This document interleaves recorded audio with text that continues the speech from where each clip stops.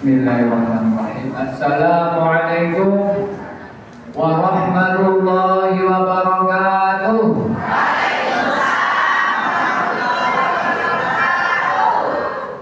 Alhamdulillahilladzi hadana lihada wa ma kunna linahtadiya laula an hadana Allah. Asyhadu an la ilaha illallah wa asyhadu anna Muhammadar Rasulullah. Allahumma shalli wa sallim wa barik ala Muhammadin wa ala alihi wa ashabihi ajma'in, amma ba'd. Yang saya hormati Ibu Aisyah Kecamatan Timanggu, Ibu Nunai Wasini SPD, beserta pengurus PCM lainnya, serta PCA. Yang saya hormati pengurus NA, barangkali juga ada yang hadir pada pagi hari ini.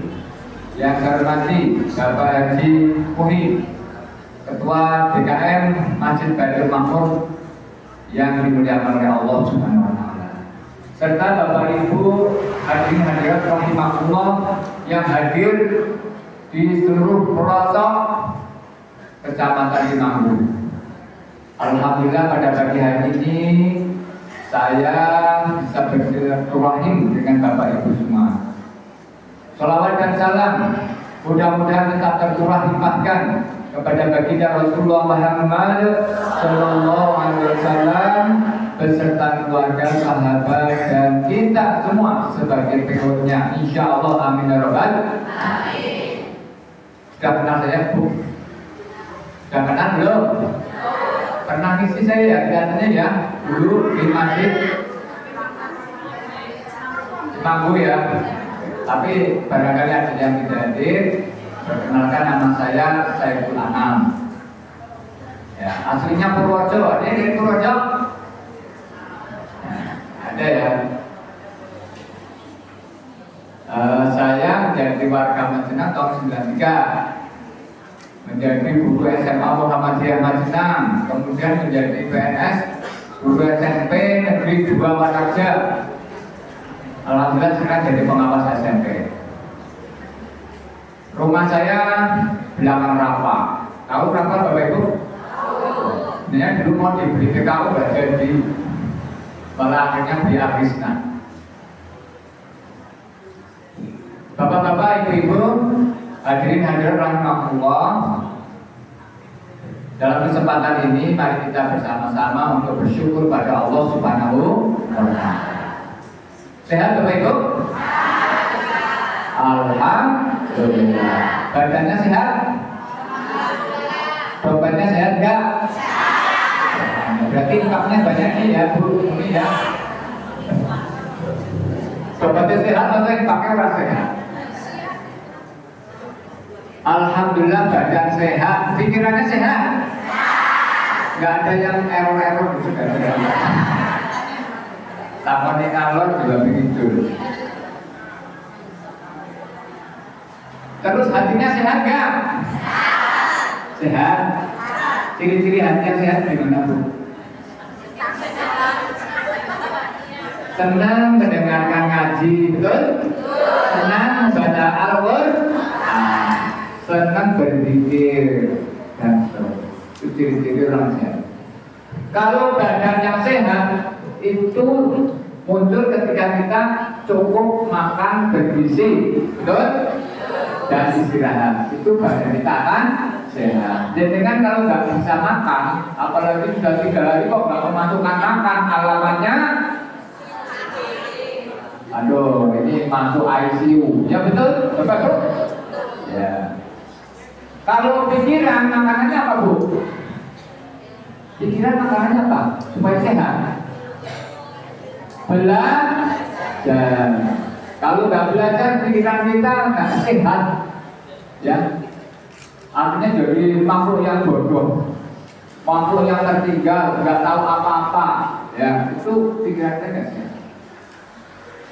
Kemudian kalau hati yang sehat bagaimana? Tadi ya, kita senang baca Al-Quran. Sehari baca Al-Quran berapa kali? Berapa juz? Berapa ayat?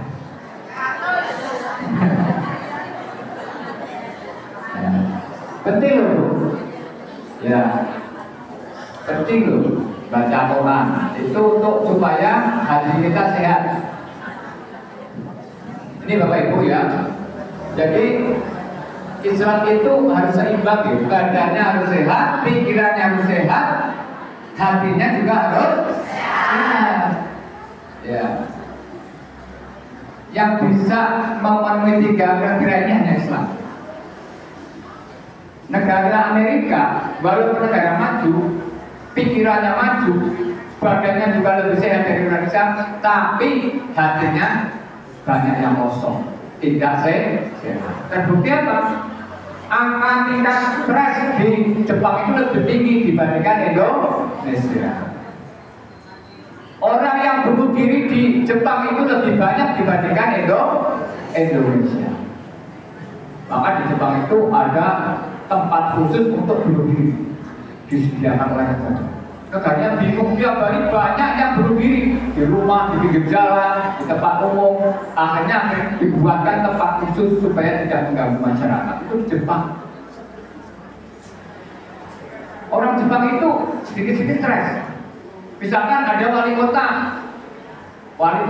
kotanya banjir, wali kotanya stres, akhirnya bunuh diri. Kalau wali kota di Indonesia gimana Bu? Kalau wilayahnya banjir, malah seneng ya Bu ya. Ada pencairan batu tak bisa ngambil anggaran ya. Itu bedanya. Maka ada, ya ini cerita benar terjadi. Suatu saat ini Bu, ada orang yang mau bunuh diri. Ya, di suatu tempat khusus di Jepang, jadwal itu. Mau bunuh diri aja di Jepang dijadwal. Mau bunuh diri jam 12 siang. Dia jam 10 mau datang ke tempat itu. Dia ketemu orang Islam di sana. Hei, kalau bahasa kita, Mam, mau kemana Mam? Saya mau bunuh diri. Jadwal saya jam 12. Oh, ini masih jam 10. Mampir dulu ke tempat saya itu ajak. Ah, nggak mau, saya nanti telat, saya bunuh dirinya. Gitu. Terus akhirnya dia mau diajak orang dirayu. Mam, nanti kalau kamu menyesal ikut saya, kamu minta apa saja tak turutin. Kalau saya mampu, minta mobil tak turutin. Atau minta apa sih? Tapi ikut saya. Benar. Akhirnya tertarik. Akhirnya orang itu dibawa ke masjid. Tapi dia nggak tahu di Jepang kan nggak banyak masjid. Orang yang nggak kenal masjid nggak tahu apa bangunan apa itu. Kemudian dibawa ke masjid. Orang yang mengajak tadi masuk ikut pengajian seperti ini dan baca Quran. Kemudian orang yang tadi diajak di emperan. Ternyata ketika orang yang Islami sedang ngaji, dia tertidur di emperan sampai kebablasan jam 2 siang. Terus tadinya sih ya tidur mau dibangunkan, tapi nggak enak, kelihatannya tidurnya pulas sekali gitu. Jadilah saya siaplah menerima komplainnya nanti. Akhirnya dia bangun. Jam 2, aduh, ini saya sudah telat ini bunuh dirinya. Terus tadi orang yang mengajak ke masjid itu bilang, maaf ya, tadi saya mau membangunkan bapak itu, saya nggak enak, bapak tadi tidurnya pulas sekali. Ini tempat apa ini sih ya? Oh, ini tempat masjid, tempat orang Islam beribadah kepada Tuhannya. Ya Pak, bapak minta apa? Insya Allah saya turuti Pak. Minta mobil atau minta rumah Pak? Bentar. Saya ini tidak akan minta apa-apa. Justru saya terima kasih pada kamu. Kok terima kasih gimana? Iya. Kamu tahu gak kemarin saya mau bunuh diri? Ya enggak. Saya itu kemarin mau bunuh diri, saya stres sekali. Sudah 3 hari 3 malam saya nggak bisa tidur. Lah saya di sini 5 menit kok bisa tidur. Lah saya bersyukur. Aku terima kasih ya. Nah, akhirnya dia nggak jadi bunuh diri. Itulah Islam. Memang masjid itu tempat yang paling nyaman. Maka dari pengajian sedelok dengan sudah contoh. Ya nggak apa-apa ngantuk-ngantuk di masjid dapat paham. Tapi yang itu aja ngantuk. Ya. Bapak-bapak, ibu-ibu, jamaah rahmatullah. Itu Islam, jadi ada dua hal yang kita perlukan: sehat badan, fisik, sehat pikiran, dan sehat hatinya. Jaga hati. Gimana supaya sehat hatinya? Kita akan sampaikan surat Al-Asr. Apa Bapak Ibu? Surat Al-Asr. Surat Al-Asri apa? Itu dulu ceritanya Pak Kiai di Ahmad Dahlan itu pengajian Al-Asr itu 8 bulan. Selama 8 bulan itu Kiai di Ahmad Dahlan temanya Al-Asr. Itu berarti surat yang sangat penting. Ada dua surat yang dari bulannya Pak Kiai di Ahmad Dahlan. Pertama Al-Maun, beliau sampaikan 3 bulan. Wal-Asri beliau sampaikan 8 bulan. Imam Syafi'i mengatakan radhiyallahu anhu, seandainya Al-Quran cukup diturunkan 1 surat, maka surat Wal-Asr ini akan mewakili dari isi kandungan Al-Quran. Jadi inti dari Al-Quran adalah Wal-Asr. Coba kita dengar. A'udzu billahi minasy syaithanir rajim. Bareng-bareng 1, 2, 3. A'udzu billahi minasy syaithanir rajim. Bismillahirrahmanirrahim. Bismillahirrahmanirrahim.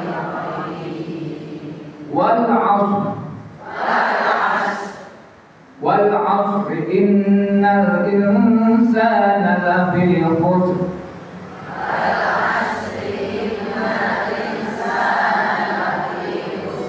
Illa alladhina amanu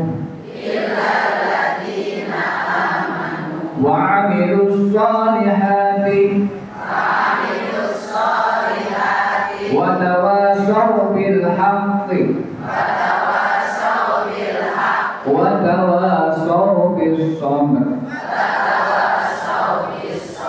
Pakai, tapi pun diamalkan apa dereng? Sudah diamalkan apa belum? Ya, nanti kita tes juga apa belum? Wal 'asr demi waktu, wal 'asr demi waktu itu adalah sesuatu yang sangat penting. Kalau kita tidak menghargai waktu, maka kita akan terbunuh oleh waktu. Ya, maka kita harus apa? Yang harus kita lakukan dengan waktu. Ya. Waktu itu menurut orang Arab kasaib. Waktu adalah pedang. Pedang itu tajam. Kalau kita gunakan untuk kebaikan, akan berikan kebaikan pada kita, mengalahkan musuh-musuh kita. Tetapi kalau pedang itu tidak digunakan dengan baik, dia akan bumerang. Kita akan membunuh diri. Itu waktu. Ya. Kemudian kalau orang dagang nih, orang berdagang banyak orang dagang ya. Waktu itu seperti uang. Dalam bahasa Inggrisnya apa Bu? Time is money. Waktu adalah uang. Kalau bagi orang bisnis, kehilangan momen, kehilangan waktu, itu akan kehilangan keberuntungan. Maka waktu itu bagi orang Islam, waktu itu sangat penting dan semua orang dalam keadaan rugi. Semua orang dalam keadaan rugi. Ya nggak terasa ya Bu ya. Kita dulu itu masih gaji ya Bu ya. Ya nggak. Kemudian sekarang sudah tua seperti ini. Ya, kalau dulu kita itu dicipta dari alam yang dalam ruh. هل أتى على الإنسان حين من الدهر لم يكن شيئا مذكورا. Dulu kita itu dicipta oleh Allah dari zat yang entah dari mana kita nggak paham, alam ruh. Summa khalaqnal insana min nutfatin amsyajin nabtalihi faja'alnahu sami'an basira. Sudah kita masuk ke alam rahim, kita dikasih roh oleh Allah Subhanahu, kita bisa kasih pendengaran, penglihatan dan sebagainya. Nah kalau orang Jawa, ada orang Jawa, orang Sunda tahu apa enggak? Ya. Kalau orang Jawa itu Sunan Kalijaga dulu membuat perkembangan manusia itu dengan nada-nada lagu yang disebut mocopat. Pernah dengar? Mocopat itu menjelaskan tentang perkembangan manusia. Dari Mas Kumambang tadi ya, mocopat salah satu adalah Mas Kumambang, itu masa-masa orang-orang itu ada di alam ruh. Kemudian sampai terakhir di pucuk, namanya pocong ya. Ada lagu-lagu yang pocong. Tapi orang Sunda nggak tahu ya mocopat ya. Paham tahu? Ada berapa macam mocopat? 11 ya. Jadi di Jawa diajarin Sikromilis, lagu yang sedih, lagu-lagu yang mau mendekati kematian alon. Sang kedesi nunggu baju. Jadi kan ulangan lah, ya. Ngertinya lagu ini apa? Senajan kowe ngilang. Jangan dia. Atau lagu apa bukan campur sari dengan kota sembilan Jawa. Rungkat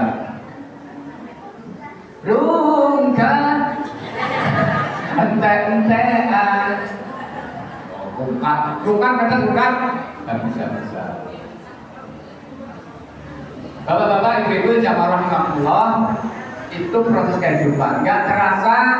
Dengan perjalanan hidup kita ini, dulu kita imut-imut, sekarang jadi amin. Dulu cantik, sekarang menjadi. Dulu kencang badannya, sekarang menjadi. Saya sudah mulai nih, sudah 60. Penyakitnya juga sudah mulai banyak, ya Bu ya. Kalau orang tua itu kemana-mana bawa senjata. Senjatanya apa? Balsam, bawanya fresker, minyak kampak dan sebagainya. Tapi nih, kalau malu-malu dengan suaminya jangan dipakai ya Bu ya. Kasihan suaminya. Kalau mau pakai balsam malam-malam harus izin sama suaminya. Kalau suaminya nggak mau, jangan. Jangan aja ngaku. Pertama nih ngomong gue. Ya. Ada berapa? 7B atau 8B ya penyakit orang tua itu. Pertama budak, budrek,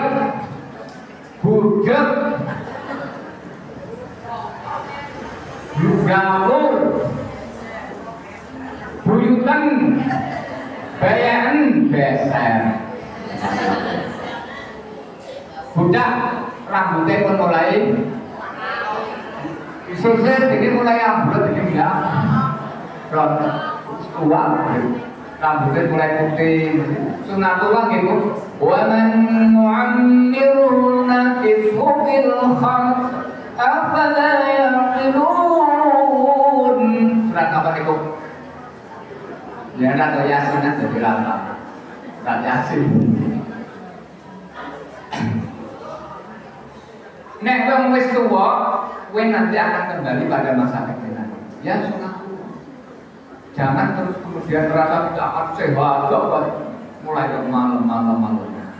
Ya sehat-sehat wong tua tetap tidak dengan ketika masih muda. budak, budrek, sidik-sidik pusing, kita mau betul bu. Dalam kayak mumet, apa mana kita nggak tua, butuh kira-kira duit entek, bingung mumet, budrek. Terus budak mulai budakin, ya mulai. Tapi alhamdulillah dia masih budakin gitu.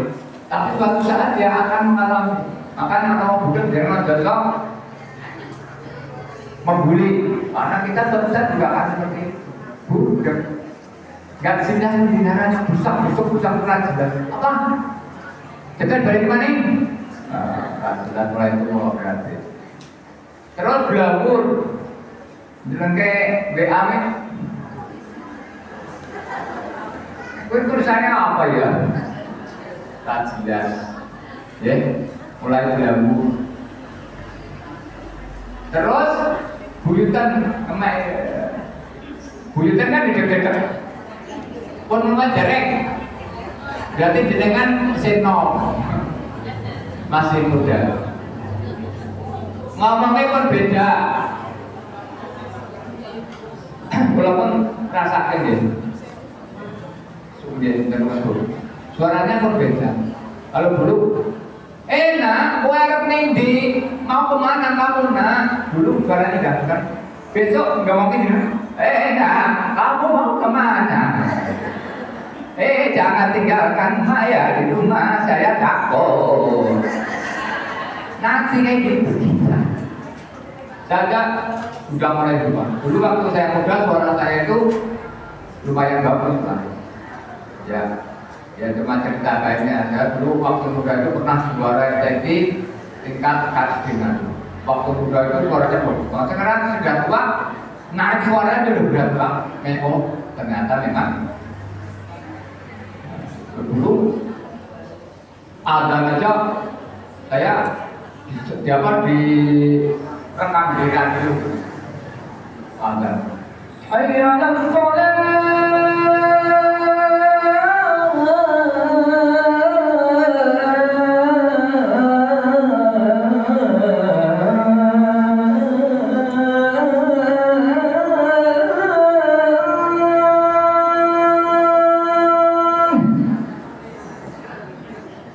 ini lumayan nomor kami maning dulu. Jangan no. Nek wis tuwa kok surat kowe mungkin ya blero-blero nggih. Ya wis kudu nrimo. Nggih. Buyutan Dayen Jambong sithik desa nggih Bu. Nek ngaji golek sing wonten sendek ya maklum, golek sing sendek lah. Kowe nggih sing golek sendek iki waktu. Kowe nggak sih mau tua ya maklum, nggak kena bayaran lorok. Dengan ikut bayaran sama dereng, berarti dengan tas nasimu udah alhamdulillah bertua. Kemudian beset, tapi anten itu biasanya sedikit-sedikit temping gitu. Dengan semengitan kamar mandi pempitan. Pengen tunggal kali tas sehat alhamdulillah. Berpeng 10 lah berkurang. Tapi kalau kita semua sehat ya Bapak ya. Fisiknya sehat, pikirannya sehat, hatinya sehat. Itu ya. Demi waktu, hati-hati dengan waktu. Orang yang tidak bisa menggunakan waktu akan menjadi sampah. Waktunya mudah-mudahan. Waktu muda kok habis untuk main-main. Untuk foya-foya, nggak mau belajar, nggak mau mondok, tuanya ada di sana. Jadi kan punya putra, punya putri ya, punya cucu ya, diperingatkan. Hati-hati menggunakan waktu. Waktu muda kalau sampai salah menggunakan, maka menderita di waktu tua. Itu kok. Pengen tertawa di waktu muda, menangis di waktu tua, atau menangis di waktu muda, tertawa di waktu tua. Ya Bu, jangan pilih yang mana? Dua-duanya berdiri malah. Sebab yang adanya orang tertawa itu hanya orang gila. Orang gila itu